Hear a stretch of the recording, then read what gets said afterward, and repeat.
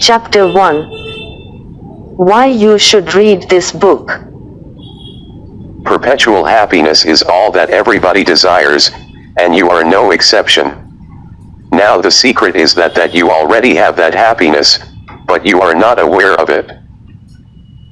Vedanta is a millenniums-old philosophy.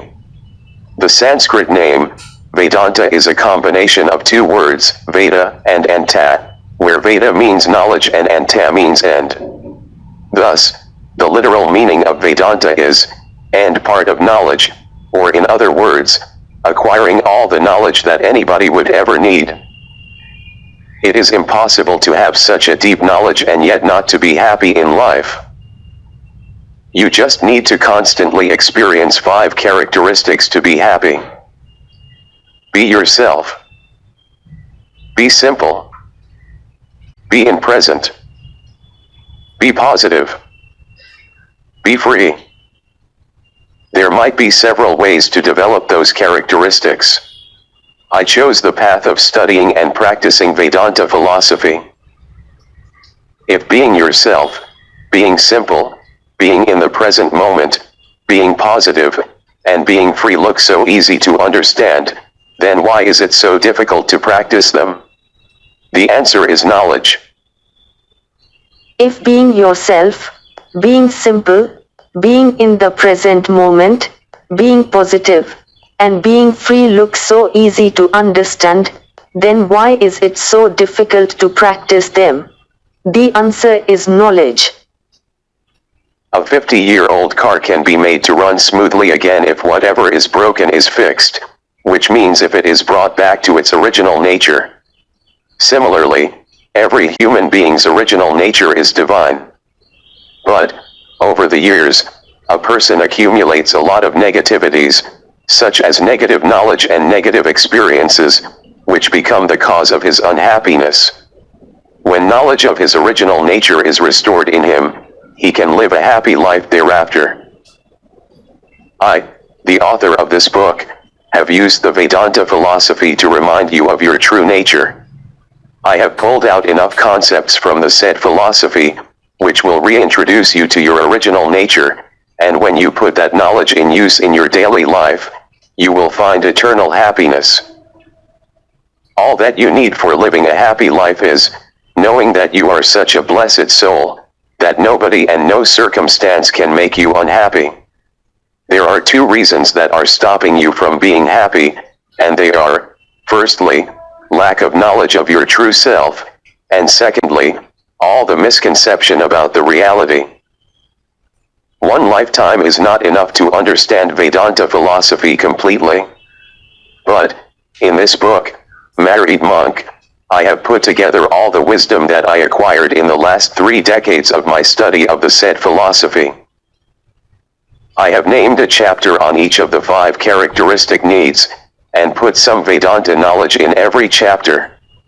The knowledge put in any chapter may not be directly relevant to the characteristics after which the chapter is named. Overall, the purpose of the book is to acquaint you with enough knowledge of Vedanta that would enable you to master the 5 characteristics, which in turn will result in a happy living. I repeat, the Vedanta knowledge you will find in each chapter might not relate directly with the name of the chapter. However, by putting in practice the sum total of all the Vedanta knowledge given in this book, you will be able to live the 5 characteristics mentioned in this book, and that will guarantee you a forever happy life. Changing oneself is not easy, and I honestly admit that it took me 3 decades to switch from the pseudo-self to real self. I have summarized my learning from hundreds of books and other study materials, spiritual retreats, and meditations into this small book for your benefit, so that you don't have to spend 3 decades to find permanent happiness. A cave may be dark for 10,000 years. But, to light it up it just takes 1 second, just strike a matchstick. Similarly, you might have lived as the pseudo-you for several lives, but, it would be just that 1 second in your life, when your pseudo-you changes into Real you. I hope this book does the work of striking the matchstick, and bringing the light in which you find your real you. Once you start living your true nature, the other 4 steps become easy: living simple, living in the present, living positive, and living free. That is living happy. If we have no peace, it is because we have forgotten that we belong to each other. Mother Teresa. How you should read this book. It is imperative that I tell you how you should read this book. And, please do not proceed with reading any further, until you read this page. This book is written on Vedanta philosophy. Vedanta is millenniums old philosophy, which is the foundation of spirituality of the East. Vedanta, in its original form, is very difficult to comprehend. But, this book is written in a very simple way for everybody to understand. While most books on Vedanta philosophy sounds like formal discourses by spiritual gurus, this book is more like informal talks by a Vedanta teacher. As you read this book, assume you are participating in an informal Vedanta discussion to learn about happy living. While reading this book, if any portion becomes too theoretical, then skip a page or 2.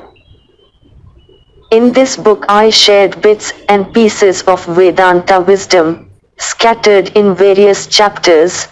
Topics of the wisdom might not seem very relevant to respective chapter, but the aim is to get you accustomed with the knowledge, which indirectly will broaden your ability to accept people and circumstances as is.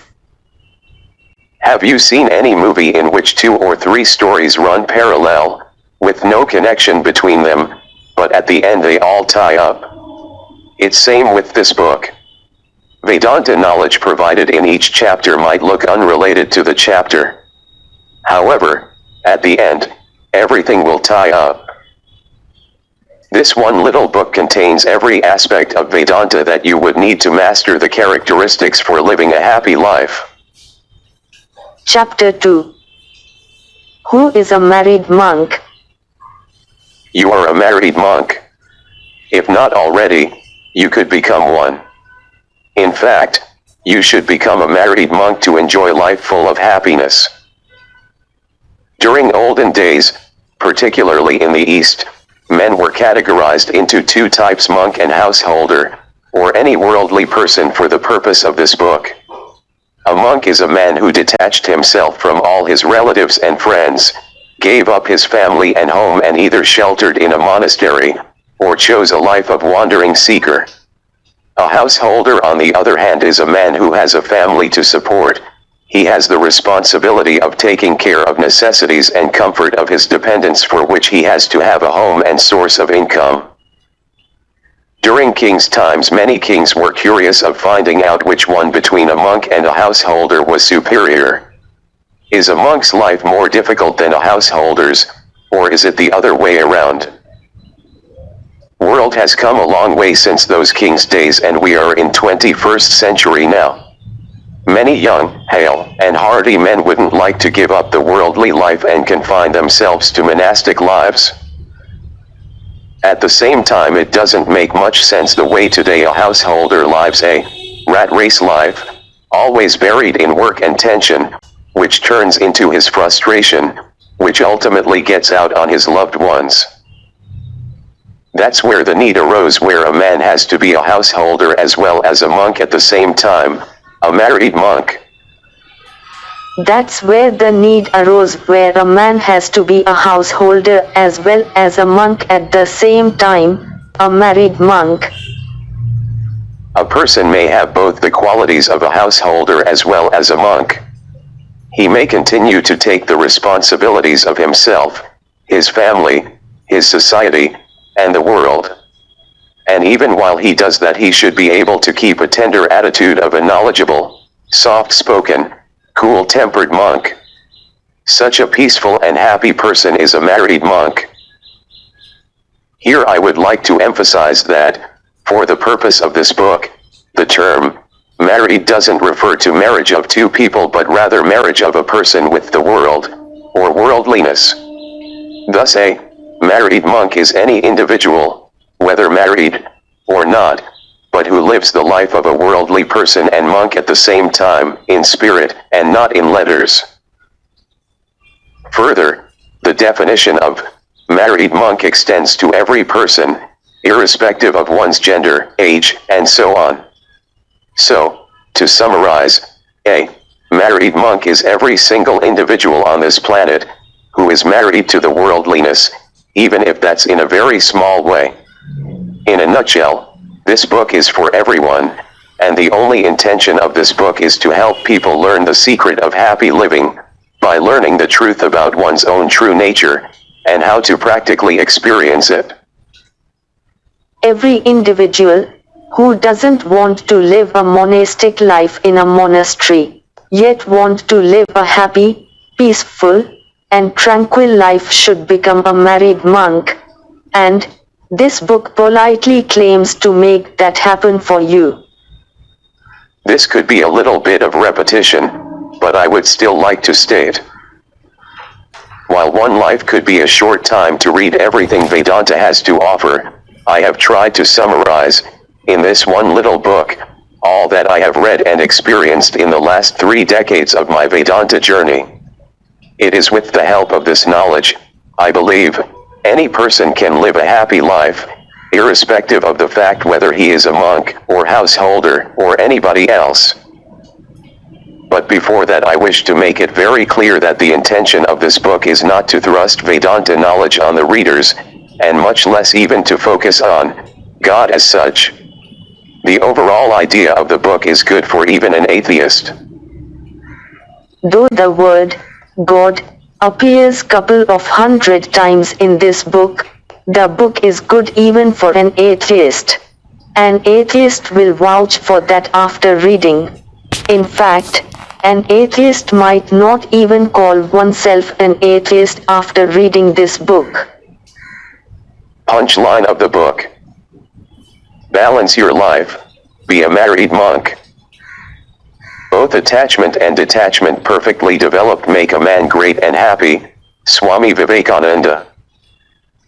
A monk stays detached from worldliness, like personal relationships, possessions, name, and fame. A worldly person is completely opposite of a monk, very much attached to all that worldliness. The book claims to teach you to balance your life between complete detachment and attachment, and thus live a happy life. Chapter 3. Be yourself. Every soul is potentially divine. Swami Vivekananda.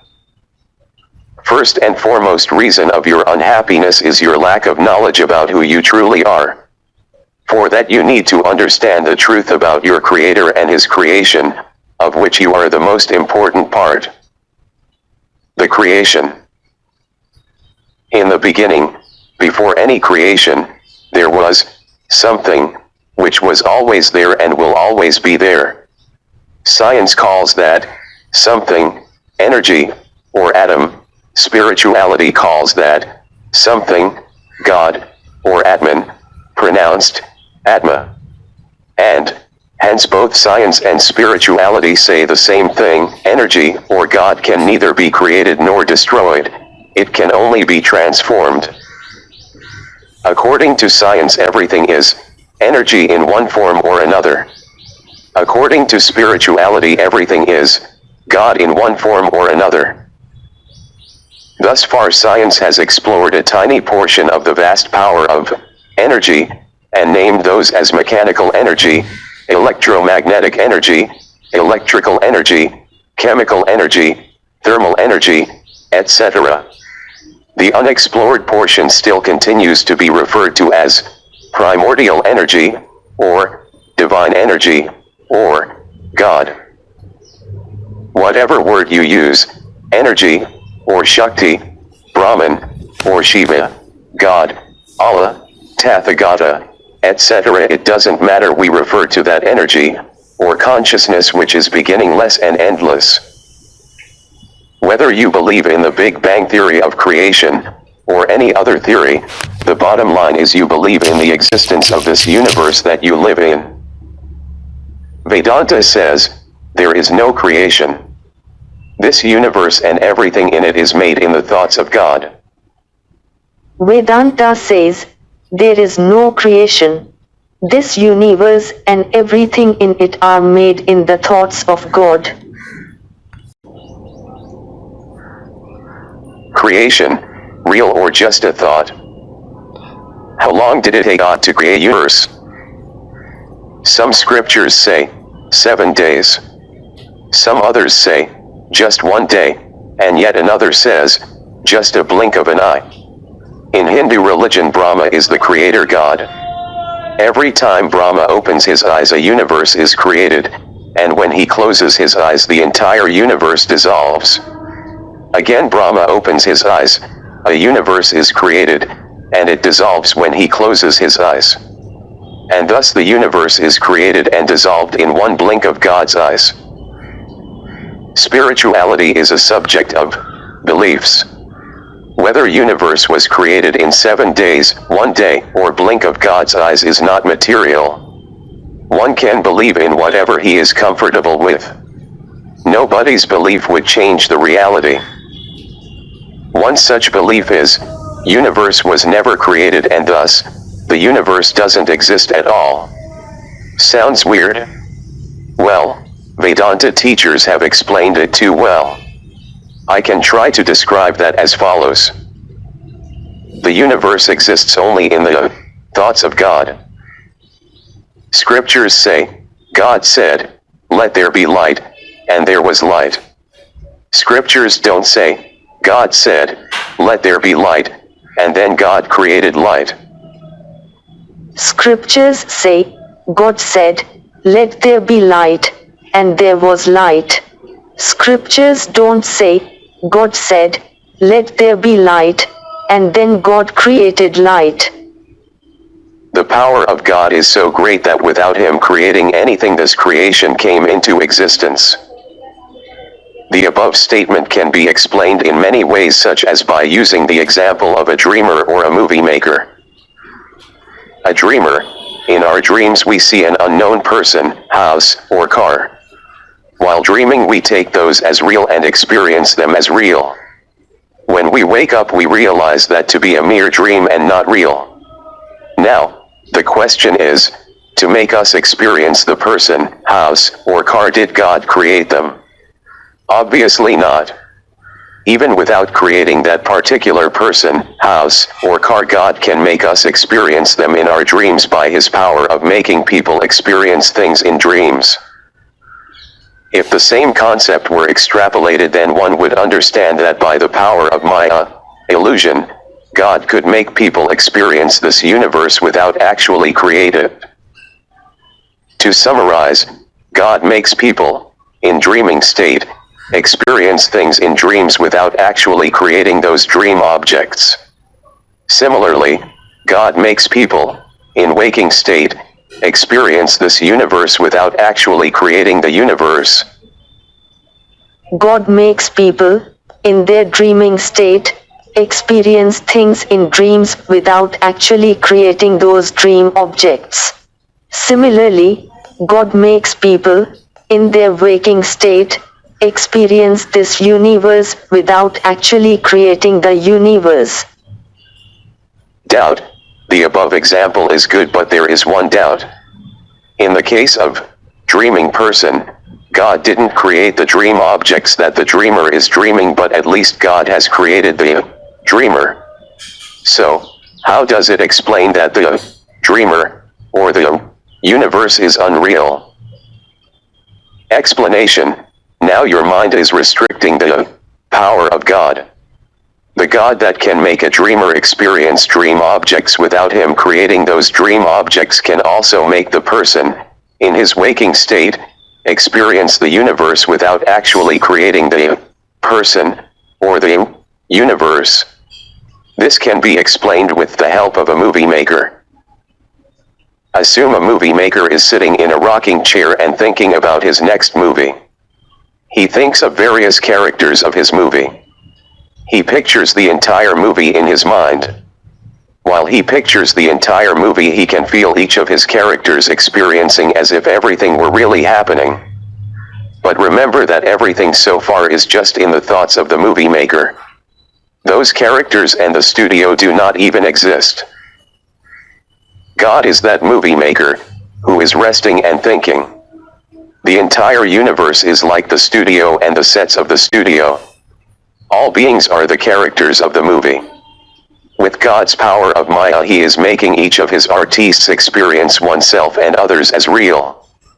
But in fact, nothing exists outside of God's thoughts. Maya, the illusion. Maya is the power by which the universe becomes manifest, the illusion, or appearance of the phenomenal world. Ramayana, real or Valmiki's story. Millions of minds today are curious about one question: did Ramayana really happen, or is it just a story written by Valmiki? Well, let me ask, is Gone with the Wind a movie, or novel? And we know that the answer is both. It's first the great novel written by Margaret Mitchell and later made into a movie. Same like that, Ramayana is an epic written by sage Valmiki, and several years later Rama and other characters of that great epic were born and lived their lives according to word by word as written by Valmiki. The difference between a movie and Ramayana is that the actors of a movie know that they are acting as per the movie script, while the characters of Ramayana enacted the story under Maya, illusion, without knowing their life stories in advance. When a person is under the influence of Maya, he takes unreal as real and doesn't know what would happen the next moment. An example of taking unreal as real is when a person mistakes a rope for a snake. Mahabharata was sage Vyasa's story. He dictated it, and Lord Ganesha took down the dictation. Several years after the birth of the story took place the actual birth of the characters of that story. Many questions arise in the minds of people about Ramayana and Mahabharata, like if Rama and Krishna were avatars, then why didn't they do this, and why didn't they do that, etc. The simple explanation is that they did whatever was written in the scripts that they were enacting.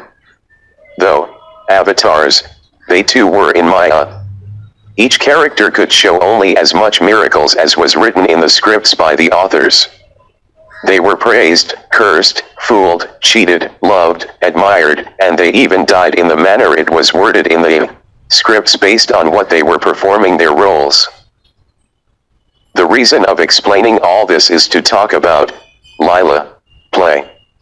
Scriptures talk about two things, Nitya and Lila. Nitya is the ultimate reality. Lila is the great world drama. It is sometimes said that the world is a great stage, and everyone here is an actor. Each one is playing one's role in the great drama, and this drama is referred to as Lila. The characters of Ramayana didn't know about the Valmiki story that they were enacting. The characters of Mahabharata didn't know that they were enacting Vyasa Muni's script. Similarly, we do not know what has been written in our scripts that we are enacting. As today people query, did Rama and Krishna really exist? Maybe several millenniums hence people will ask, did Jesus and Buddha actually walk the earth? We are all part of Lila, all are under the influence of Maya. Temporary escape from Maya. Understanding Maya itself is a temporary escape from it. God has given a great clue to understand the concept of Maya and temporarily escape from it whenever we want. The clue is, dream. While sleeping, if a person dreams that he has become very rich, and he owns big properties, etc., what happens when he wakes up? He simply realizes that everything he experienced was unreal, and the experience after waking up is real. The same logic can be extended to convince oneself that the experience of waking state is also unreal, and nothing is real. We are all made in the imagination of God, Spirit is the only real thing, let's experience it if we can. A person, sleeping in an air-conditioned room, sweats badly if he were seeing a horrible dream. That's because in his dream he takes unreal happening to be real. Similarly, if we can convince ourselves that everything in the world is unreal, then we would be in equanimity all the time. In dreaming state we consider dream to be real and our body and mind start reacting to the dream. Similarly, in the waking state we consider everything around us to be real and we start reacting to it. Like in dreaming state the dream is unreal, in waking state the world is unreal. If we can truly understand the non-existence of everything that we see in dream while we are in dreaming state, we will also understand that non-existence of the world while we are in waking state. Our five senses and Maya make us experience this world. If we understand this great illusion, Maya, and keep aside the five senses just for a few seconds, then we would experience nothing but the Spirit, the only real thing.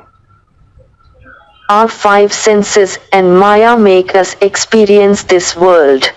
If we understand this great illusion, Maya, and keep aside the five senses just for a few seconds, then we would experience nothing but the Spirit, the only real thing. Sit still, see nothing, hear nothing, smell nothing, touch nothing, and taste nothing. See, the world has ceased to exist. There is nothing, not even your body or mind, just you exist as the Spirit. Brahman. The word Brahman is pronounced as Braham in Sanskrit. Brahman is the word to describe the Supreme. Different religions and philosophies have called it as God, Spirit, Creator, Almighty, and so on. Vedanta calls it Brahman. All it means is that what always existed and will exist forever. I will talk more about it later, but for now I just want you to know that whenever you come across this word, just know that I am talking about the highest authority, which commonly is referred to as God. Consciousness. As you go through this book, if you feel that you have understood the term consciousness with a capital C, then know that you have understood almost everything about Vedanta. Well, truly speaking, consciousness is not different than Brahman. But, while Brahman sounds too much synonymous with God, consciousness refers to the essence of everyone and everything. An atheist can deny the existence of God, but he cannot deny the existence of consciousness, because denying the existence of consciousness is same as denying one's own existence. Like it doesn't make any sense in saying, I don't exist. We cannot say, consciousness does not exist, for a simple reason that, I am consciousness. My essence is consciousness. My body and mind are matters. When these matters are destroyed, I would still exist as consciousness. I am that consciousness. Your body and mind are matters. When these matters are destroyed, you would still exist as consciousness. You are that consciousness. If you take away from me all my possessions, including my body, my mind, as well as my breath, then the only thing left with me, or rather as me, is consciousness. I can add my before all that I have, including my body, mind, intellect, and life, but I can't say my consciousness, because I am consciousness. Please do not confuse the word consciousness with a capital C with the word consciousness, which in general English means consciousness, as in conscious, subconscious, unconscious, etc.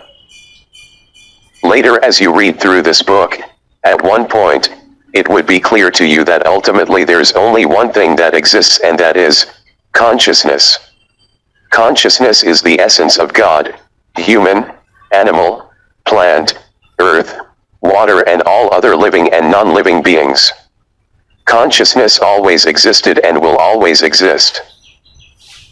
My body and mind are matters.